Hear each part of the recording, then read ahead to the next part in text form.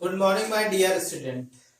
बेटा last lecture में हम लोगों ने मेसोमेरिक प्रभाव क्या होता है उस पे चर्चा की गई थी और मेसोमेरिक के अनुप्रयोग क्या होते हैं उस पे चर्चा की गई थी बेटा।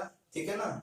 हम लोगों ने जो है प्लेनर प्रभाव पढ़ लिया बेटा, रेजोनेंस पढ़ लिया है और मेसोमेरिक प्रभाव पढ़ लिया है। ठीक है ना।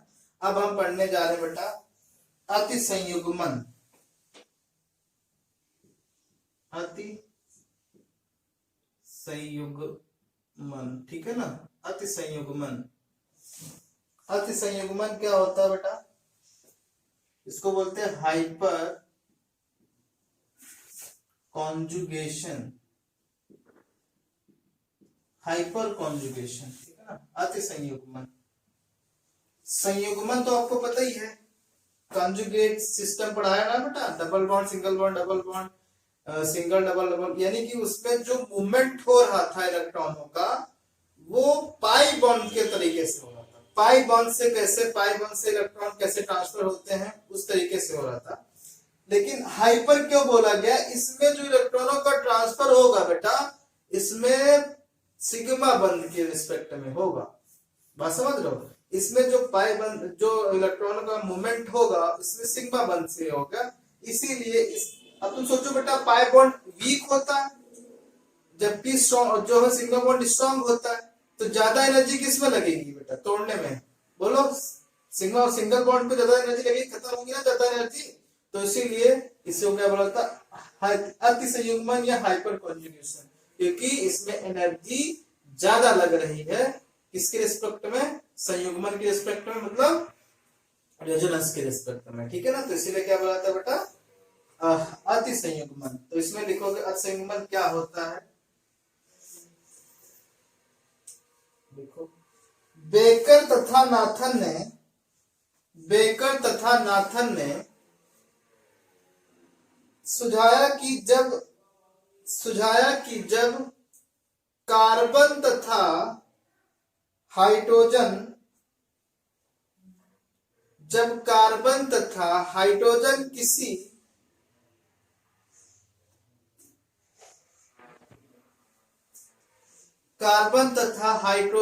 कार्बन तथा हाइड्रोजन,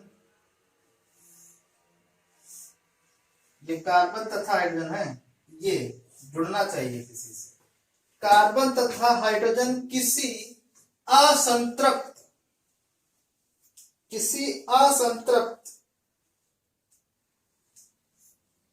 कार्बन से जुड़ता है, असंतृप्त कार्बन से जुड़ता है,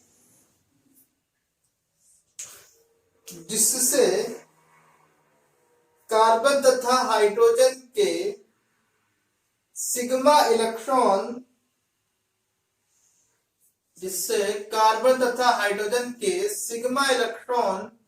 उस असंतृप्त कार्बन तथा हाइड्रोजन से संयुग्मन बना लेते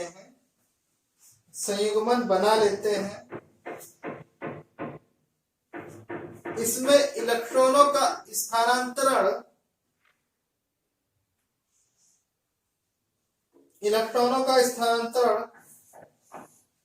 अल्फा हाइड्रोजन से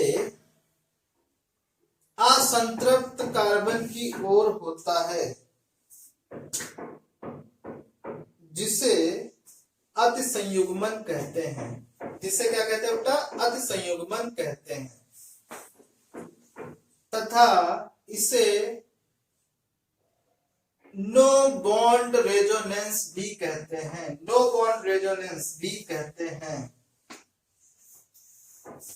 देखो बेटा क्या कहने की कोशिश कर रहे हैं। जैसे उन्होंने बताया, जैसे कार्बन है बेटा, ये कार्बन है, ये हाइड्रोजन, ये कार्बन किसी असंतृप्त कार्बन से जुड़ता है। ये असंतृप्त कार्बन अभी है? नहीं है। अभी है। ये तो संतृप्त हुआ। असंतृप्त मतलब यहाँ पे कुछ ना कुछ होना चाहिए, या तो पॉजिटिव चार्ज हो, या तो क्या बेटा निगेटिव चार्ज हो, या तो फ्री रेडिकल हो। बात समझ रहे हो? या तो निगेटिव चार्ज हो, या तो क्या फ्री रेडिकल हो, या तो क्या उसके पास हो बेटा डबल बॉन्ड हो। ठीक है, बात समझ रहे हो? जब कोई कार्बन हाइड्रोजन सिस्टम किसी असंतृप्त कार्बन हाइड्रोजन सिस्टम से जुड़ता है तो इसमें सिग्मा बंध वाले इलेक्ट्रॉन जो अल्फा हाइड्रोजन होते हैं वो उस असंतरक कार्बन से संयुग्मन में बंध बना लेते हैं। इस प्रभाव को क्या कहते हैं? अतिसंयुग्मन प्रभाव कहते हैं। ठीक है ना, अतिसंयुग्मन प्रभाव कहते हैं। ठीक है बेटा, बात समझ रहे हो? ये अभी कैसे बनेगा बस इसे तुमको समझाऊंगा, पहले डेफिनेशन लिख लो। दूसरी लाइन से लिखना बेटा, अतिसंयुग्मन मेसोमेरिक प्रभाव के ही समान होता है, परंतु मेसोमेरिक प्रभाव में इलेक्ट्रॉन का जो मूवमेंट होता है, इलेक्ट्रॉन का जो स्थानांतरण होता है वो पाई बंध के द्वारा होता है, जबकि इसमें इलेक्ट्रॉन का मूवमेंट स्थानांतरण सिग्मा बंध के द्वारा होता है, सिग्मा बंध के द्वारा होता है।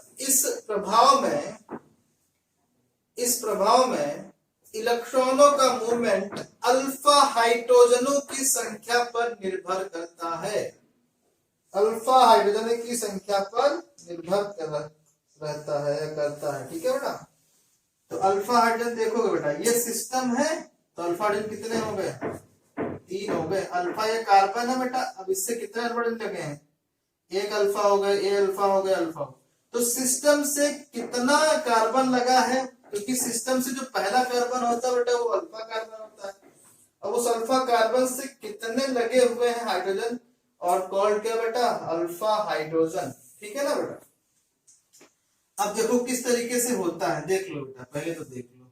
देखो जैसे ये है, ये हाइड्रोजन है, ये हाइड्रोजन है, ये हाइड्रोजन है। ठीक है, ये है ऐसे, ये मान लो बॉन्ड टूटा ऐसे, ये माइनस हुआ, ये प्लस हुआ। ठीक है, ये तो बॉन्ड, ये तो आप लोग समझ ही रहे होगे। तो यहाँ पे CH H H और ये प्लस और ये माइनस।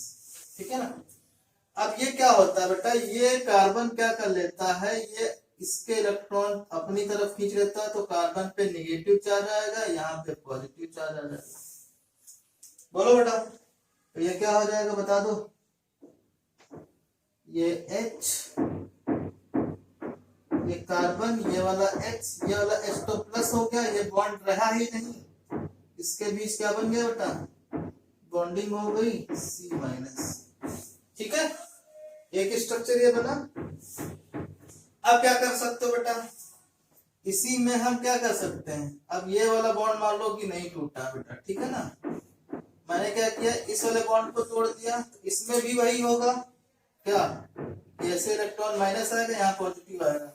तो दूसरा जो स्ट्रक्चर बनेगा बेटा कैसे बनेगा? H plus C H H double bond C minus. Similarly तीसरा क्या होगा, ये वाला बॉन्ड टूट जाएगा ना, तो C H H H plus double bond C minus. तो देखो बेटा रेजोनेंस आ गया ना।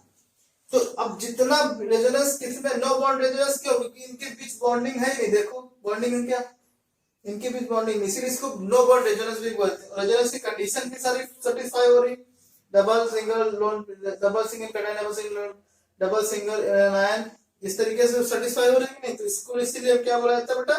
नो बॉन्ड रेजोनेंस बोला जाता है। तो ये किसकी तरह होता है बेटा बोलो?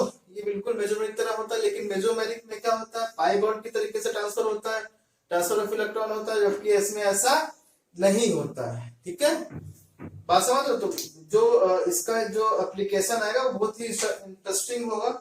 ये सिस्टम कहाँ कहाँ अप्लाई करते हैं, ठीक है बेटा, इस पर अपन लोग चर्चा कल करेंगे। ठीक है, ओके, थैंक यू।